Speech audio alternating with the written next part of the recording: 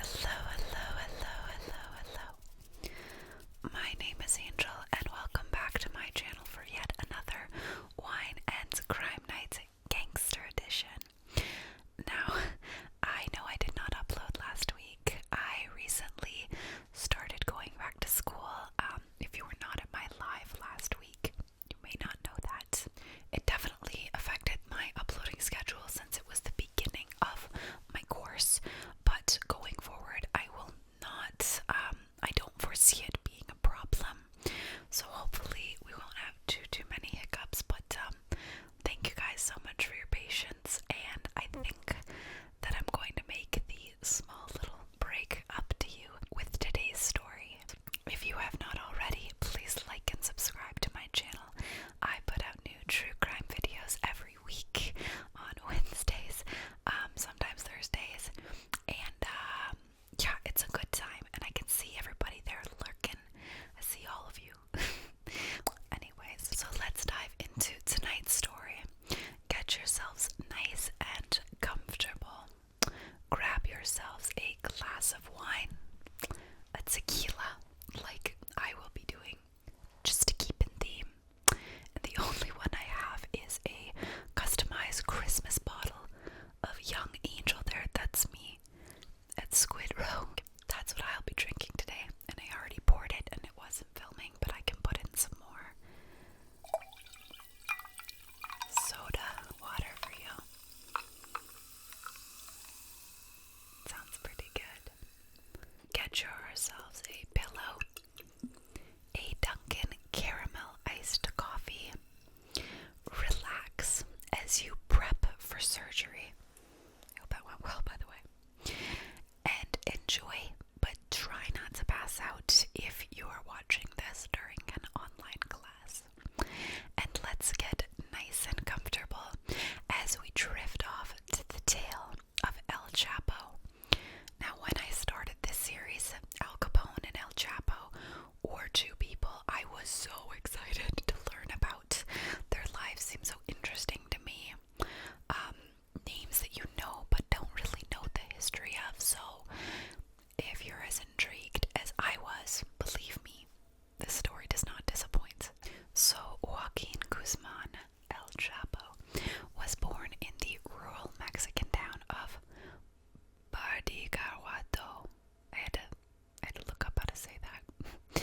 He was born on April 4th in 1957. However, some people believe that he was born on December 25th of 1957, but there is no consensus of his actual DOB, just that it was in 1957. But he was born into a poor family living in the community of La Tuna. His parents were Emilio Guzman and Maria Perez. So his family lived in this area for many generations, and Al Chapo remembers how his mother made bread to support the family, and how he would sell the bread, oranges, soft drinks, and candy for her to support them as well. In interviews, it's very clear how much he absolutely adored his mother, calling her extremely hardworking, and recalls on how him and her would take care of his grandmother's cattle. His father was officially known as a cattle rancher, as most people in the area would say that that's what he did when he grew up, but he was actually an opium poppy farmer, bit different than a cattle rancher, but honestly, it was very popular within that area. There was not much opportunity, and it was just a common trade, I suppose. He had two younger sisters named Armida and Bernarda, and four younger brothers, Miguel, Aureliano, Arturo, and Emilio, with three other brothers who'd actually reportedly died of natural causes when he was young. Three that I honestly can't pronounce. As a child, he'd sold oranges, as I'd mentioned, Precious, but ended up dropping out of school by the third grade to work with his father.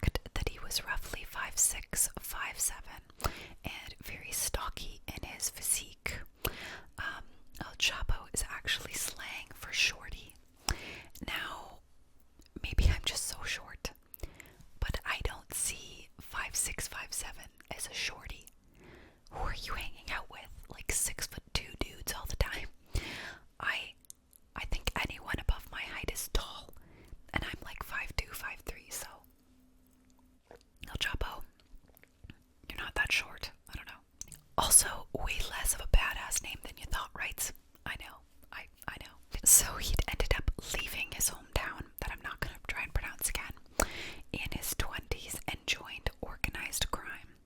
He was looking for greater opportunities, and his uncle was actually one of the pioneers of Mexican drug trafficking, so he'd had a good in, I suppose. But I mean, he was already working in poppy fields and selling his own weed, so why not join in?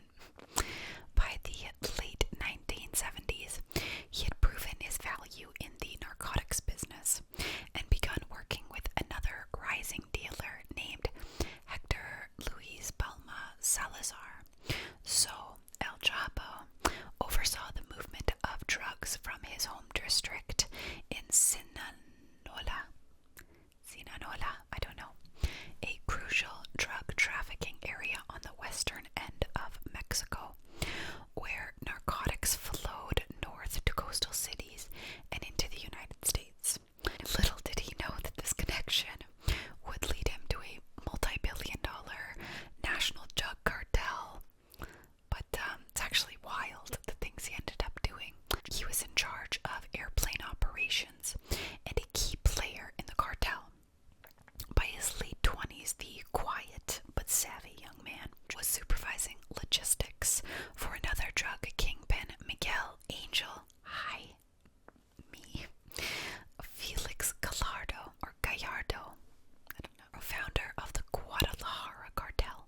So El Chapo kept a low profile, kind of, but once his boss eventually was arrested in 85 for murdering a DEA agent, El Chapo rose to the ranks pretty quickly. He'd ended up being the biggest new face in the Mexican drug world. I think he honestly probably wanted to prove himself. He was eager, fearless, and the cartel that he was a part of ended up kind of splitting into two divisions. In a way, he had inherited some of his boss's former territory. So LC boy, I wrote that in my notes going forward. I'm not gonna say it, but I thought I'd throw it in every once in a while. Sort of founded his own cartel known as Sinaloa. Yay. In 1989, from the territory that he had inherited from the Guadalajara cartel.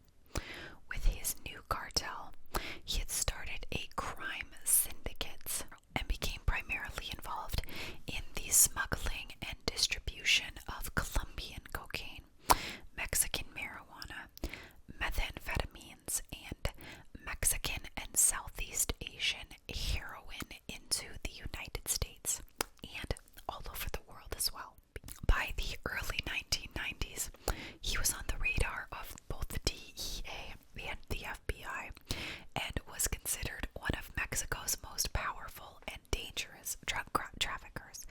He really made an impact. I mean, I guarantee most of you know his name or have heard a song with his name in it or called his name. And because of the power of the Colombian drug cartels like Medellin and Cali began to wane away, Sinaloa was among the Mexican organizations that filled that void that the Colombian cartels weren't filling at the time. So under LC Boy's direction, he had taken over the cocaine trade, extending from South America to the United States. So he was running the show. He had control over a lot. So part of his success came from his cartel's smuggling methods, most notably a series of air-conditioned tunnels that ran under the Mexican-US border. You can see these online.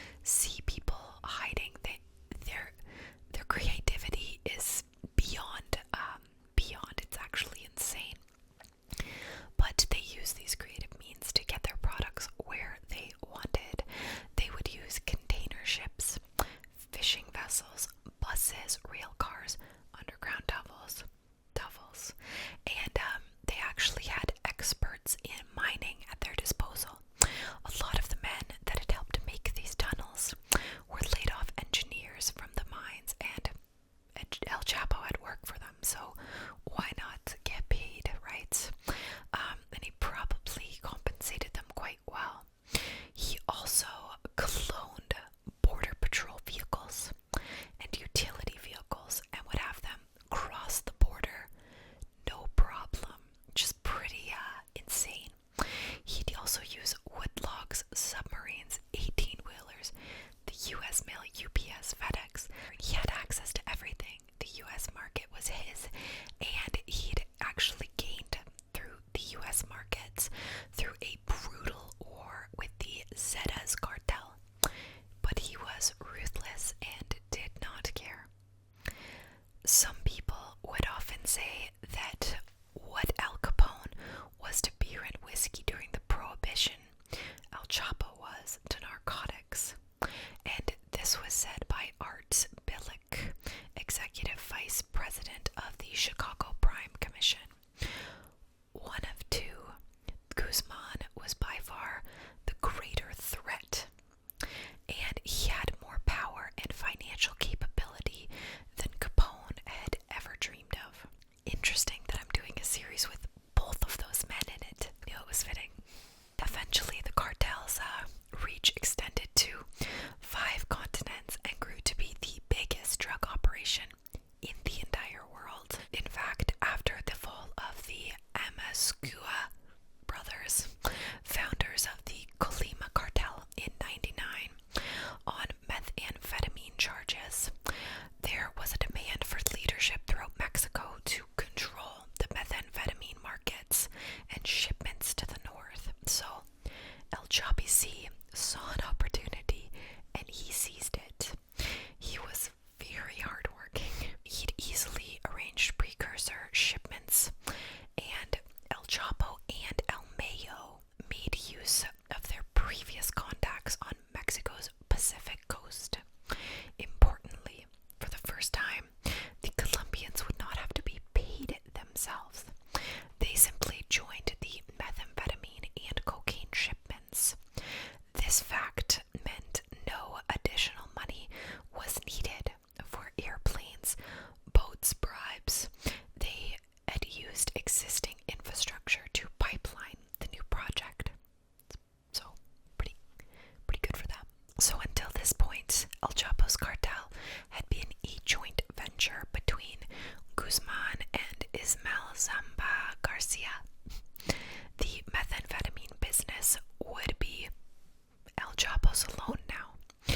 He had cultivated his own ties to China, Thailand, and India to import the necessary precursor chemicals.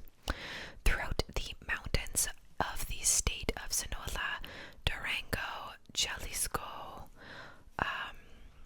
etc. It's a lot. El Chapo constructed large methamphetamine laboratories and rapidly expanded his organization. He did not rest. His nomadic existence allowed him to nurture contacts throughout the country, several countries. He was now operating in 17 of 31 Mexican states. With his business expanding, and he'd placed his trust in a friend, Ignacio Coronel Villarreal, in charge of some of the methamphetamine production. This way, El Chapo could continue being the boss, and Coronel V proved so reliable in El Chapo's business that he became known as the Crystal King. Not as good as Heisenberg, but it's a name.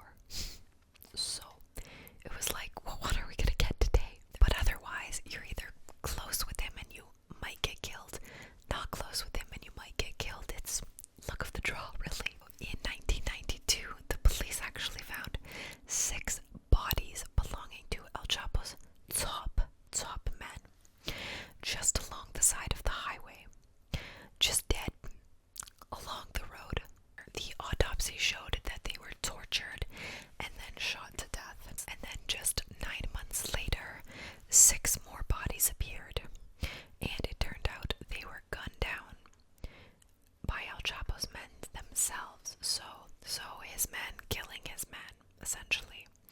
So you just didn't mess with him. You didn't work for him. You didn't mess with him. You just did nothing. You sit in the restaurant and do nothing. That's the best thing you could do, I guess. But in 1993, authorities actually had found and captured El Chapo and extradited him to Mexico, where he was convicted and sentenced to a maximum security prison for 20 years. He was wanted for drug trafficking, potential murder, and kidnapping. But even behind bars, El Chapo maintained his power. Through bribes, he was allowed and would have arranged conjugal visits, and was very largely and openly allowed to run his drug operation.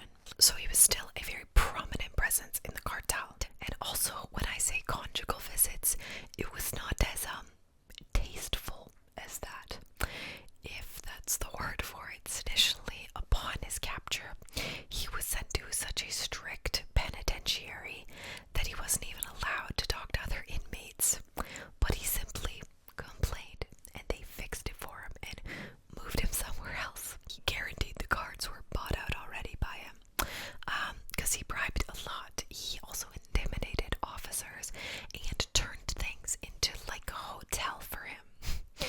He'd have prostitutes brought to him, and officers would provide him with cocaine and Viagra, and they even let him sleep with women prisoners that were there as well. One of them became his girlfriend, and in one of his love letters that he'd sent her, he had said that it had been 8 years since he was behind bars, and so soon he would be free again. And just to give the next part a bit of context, I touched on it lightly. He really was like a superhero or folk hero to a lot of people in Mexico, and now still in a lot of places. His legend really grew into a Robin Hood-like figure. Kids would dress up as him for Halloween, and so it's not surprising that guards and inmates wanted to help him, regardless of the intimidation or the money. They knew him.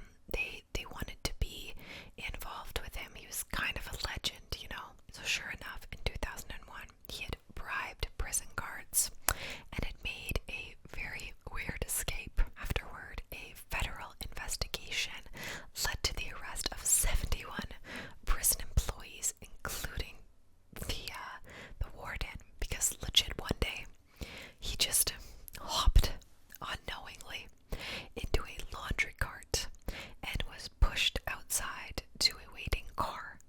That is literally what you see on TV shows. So sure, no one helped him at all. Yeah, we all believe that. Nobody was involved. He roughly, at that time, had spent $2.5 million in bribes, and like I said, officers wanted to help him. It was like Robin Hood, and they probably also wanted the money. So El Chapo has escaped. He's on the lam, but not out of the drug business. He's actually only tightened his control and expanded his fortunes over the next decade and a half. Yeah, he really went for it. And yeah, decade and a half not being in prison. So in 2009, his cartel, Sinaloa, was reportedly pulling in $3 billion annually, putting El Chapo's net worth to around $1 billion. That earned him the number 701 ranking on the Forbes list of world's richest people. And El Chapo wasn't in Forbes just once. He was ranked by Forbes as one of the world's most powerful people 3 separate times, in 2009, 10, and 11, with an estimated net worth of $14 billion at the time. So yeah, cartel leaders in Forbes listed as powerful. Not wrong, because he's rich and he might kill you. So once again, already had a target on his back, escaped from prison. He became the #1 target of the US government. He was bringing in more drugs than anyone else, as so it's not surprising. And an offer for a $5 million reward for any information that would lead to his arrest was issued.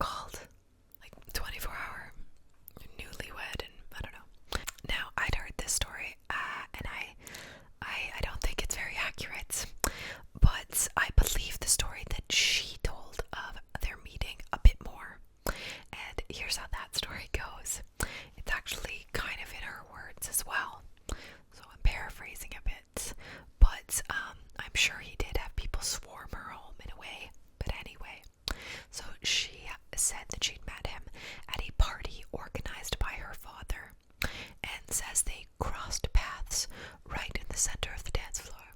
He flirtatiously smiled at her, and after a while, a person told her that the man asked to have a dance with her. And she said, okay, because in the ranchos, even if you have a boyfriend, you can dance with every person who asks you to dance. So she said, of course. Cute. I guess she had a boyfriend. Apparently then he had pursued her relentlessly. There was even rumors that he had rigged a beauty pageant so that she would win. She does not like this rumor, but they did marry very shortly after meeting each other. And however it is that they met, they did go on to have twins. But El Chapo's history with women is not great. When he was 30 years old, he had kidnapped and married a bank clerk. He had fell in love with her. Her name was Estella, and he kidnapped her and just made her his wife. There is not many stories about her. It's hard to find any information. Not sure what happened with her. But he also had a lover in the prison outside of his prostitutes, outside of his one girlfriend named Zulana. And he met her when she was a security guard. And not only did she get pregnant and have an abortion, but she was prostituted amongst the guards by him. And finally, when she had escaped, she was murdered and her body was found in the trunk of a car. So I believe Emma's story holds some truth, but it doesn't really seem like El Chapo gives you much of an option. Could be true love though, based on her loyalty later on. Could be true love. But anyway, after Emma had given birth to his twins, she was a funny character. She loved her money. She lived a lavish lifestyle, would fly to the US and from Mexico back and forth, have crazy parties. Despite him being wanted, would go to the States all the time. And she has claimed that she has no clue where his hidden billions are. His wealth isn't from drugs. He's a good guy. She actually doesn't understand why people are so obsessed with him, since he doesn't do anything illegal at all. He's actually normal and really boring. I'll bet he is. I will bet. But Emma is actually his most recent wife, his fourth wife, and El Chapo collectively had about 10 to 13 kids. It's pretty wild.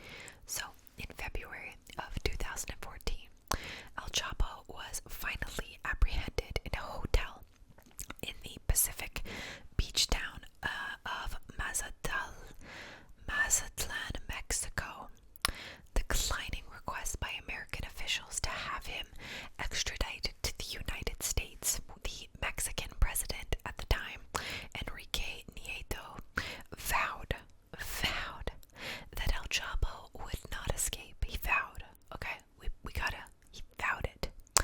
And in relation to people asking if he would escape again or not, second time in prison, remember, the president said it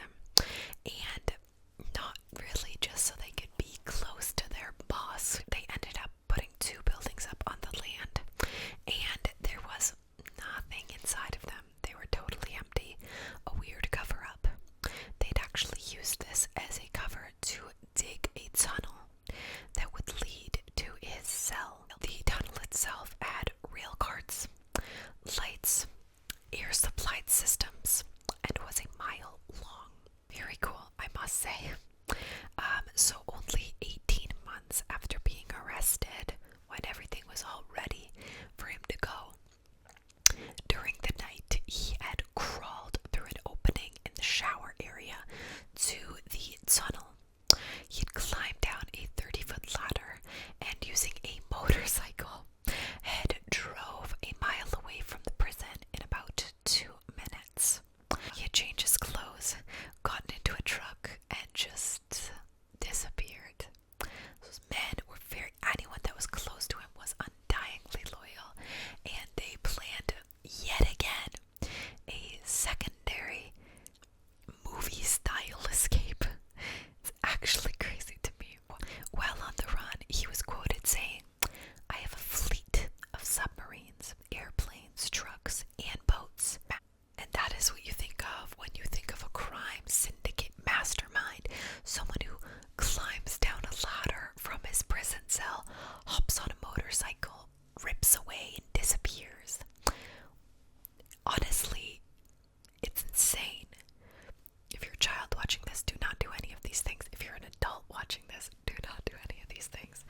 But also, you gotta admit, I'm not gonna say it's cool, but that is a James Bond villain right there.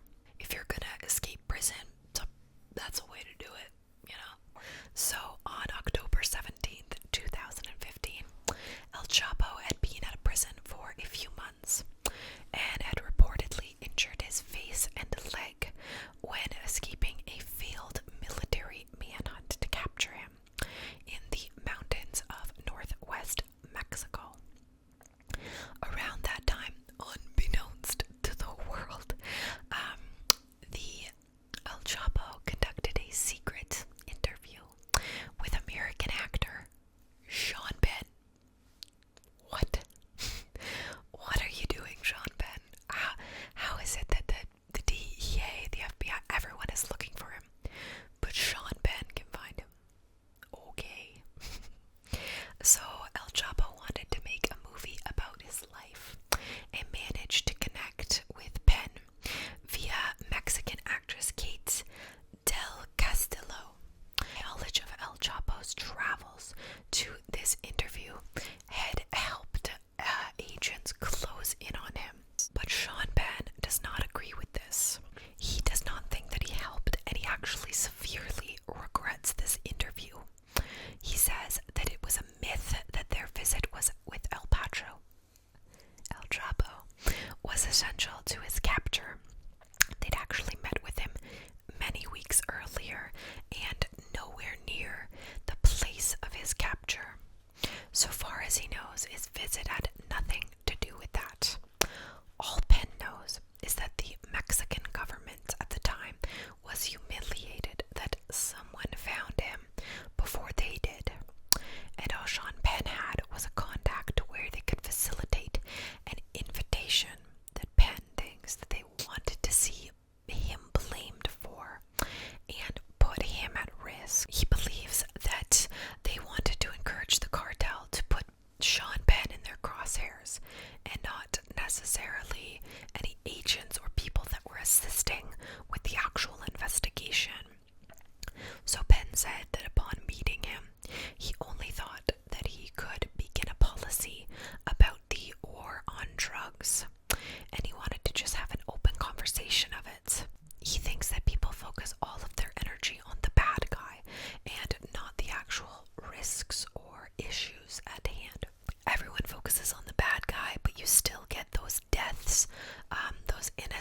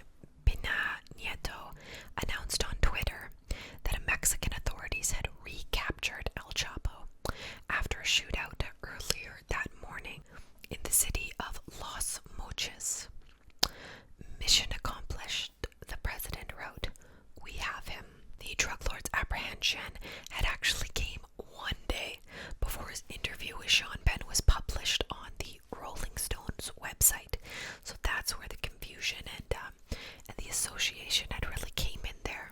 But it turns out the police determined that El Chapo was hiding out in one of his henchmen's homes.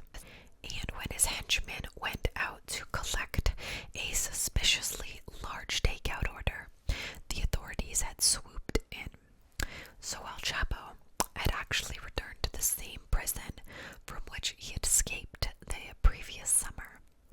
He was later moved to his facility near the U.S. border, and in October of 2016, the judge who had went over the proceedings of his case was murdered near his home.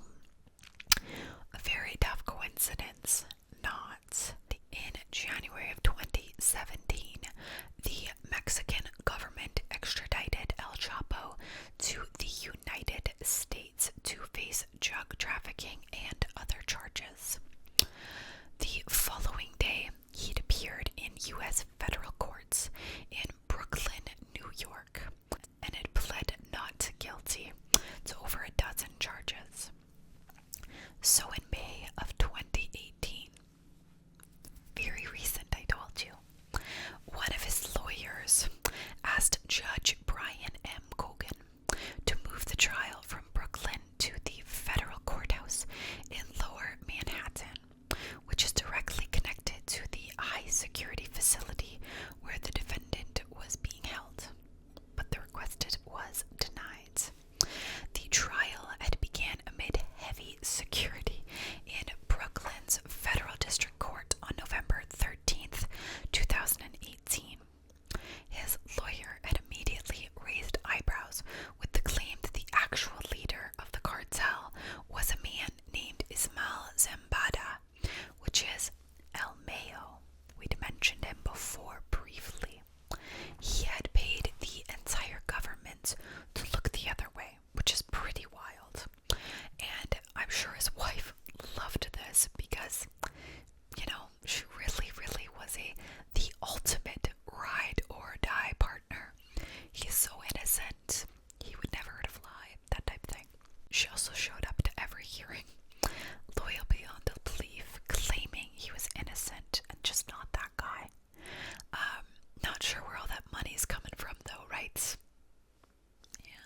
So in January of 2019, the defense team produced a witness who testified that former President Nieto had accepted a bribe from El Chapo. Another witness testified that the drug lord's wife, Emma, was heavily involved in planning his 2015 escape from prison. And in February of 2019, so not long ago at all, following more than 200 hours of testimony from 56 witnesses, El Chapo was found guilty on all 10 counts against him, including engaging in continuing criminal enterprise, conspiracy to launder narcotics, proceeds, and use of firearms.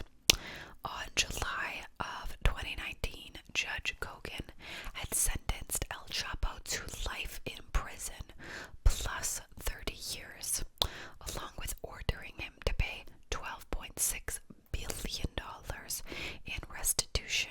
And in April of 2017, Netflix released the first season of its crime drama El Chapo, which depicts the rise and eventual downfall of the notorious drug kingpin. I never actually saw it, I don't know. But regardless, we're coming close to our end here. El Chapo was imprisoned. He is currently in jail. Who knows if he's going to escape again? I am very interested to see how that goes. Apparently he is under 24-hour surveillance.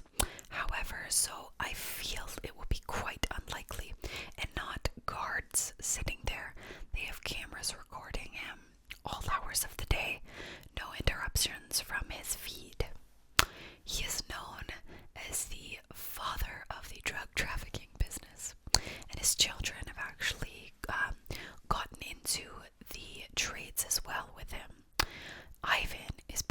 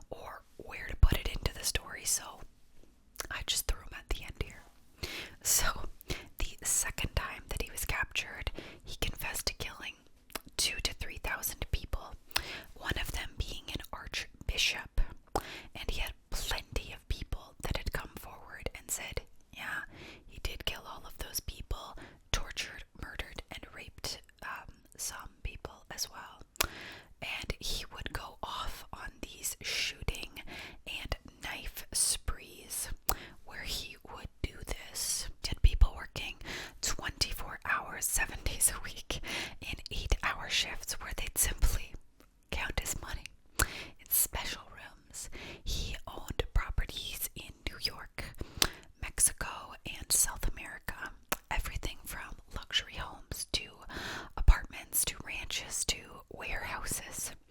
Some of these homes had specific hydraulic walls where the money could be stored, and tables and money counting machines manned by the counters would just simply count his money all day for hours a day. And they would actually reserve $1 million for a spending wife to take at her convenience any day, every day. Yeah.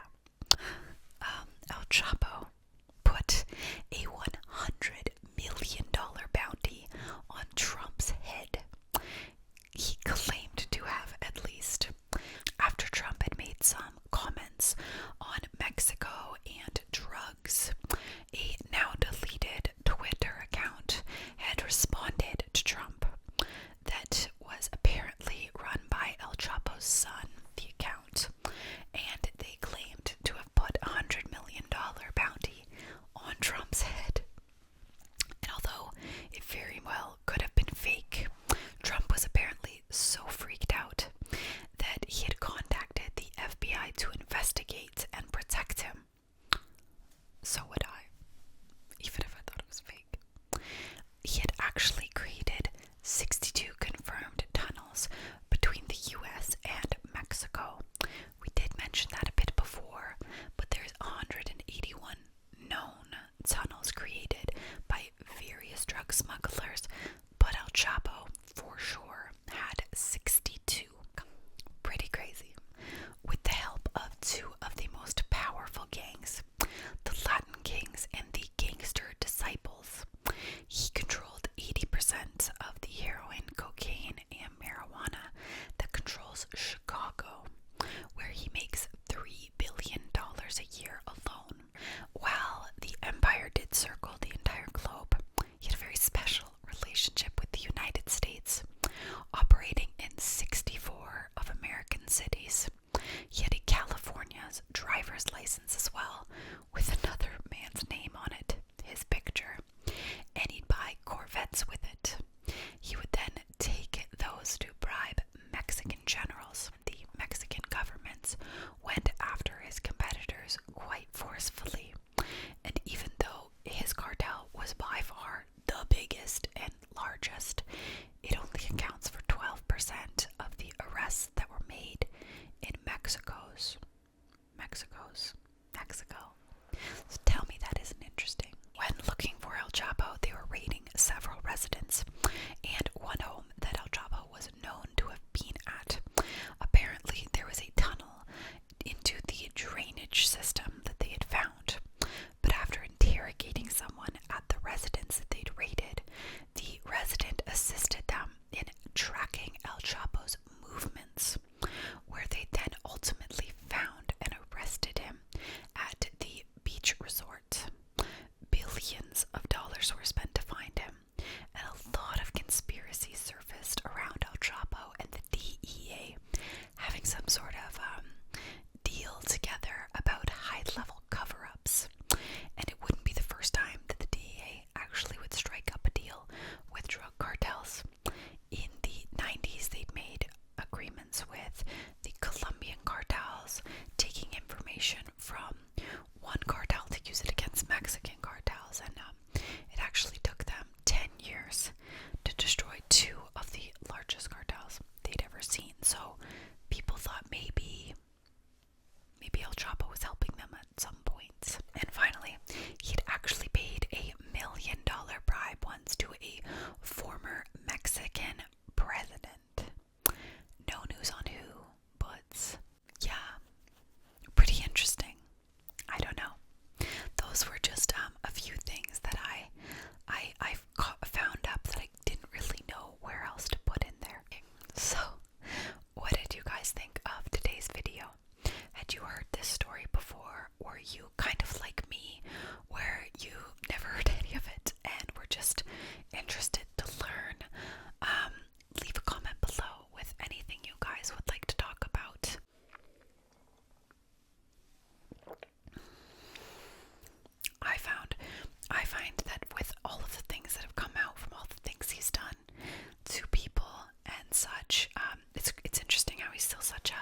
Robin Hood type figure to people. But I don't know. Leave a comment below on your thoughts for that. I'm more than interested reading them. I really enjoy them. So, if you're not already, like and subscribe to my channel. I put out new true crime videos every week, or try to. And follow me on Instagram. Send me a message. We'll chat. I'm always kicking around there. So, thanks so much for watching.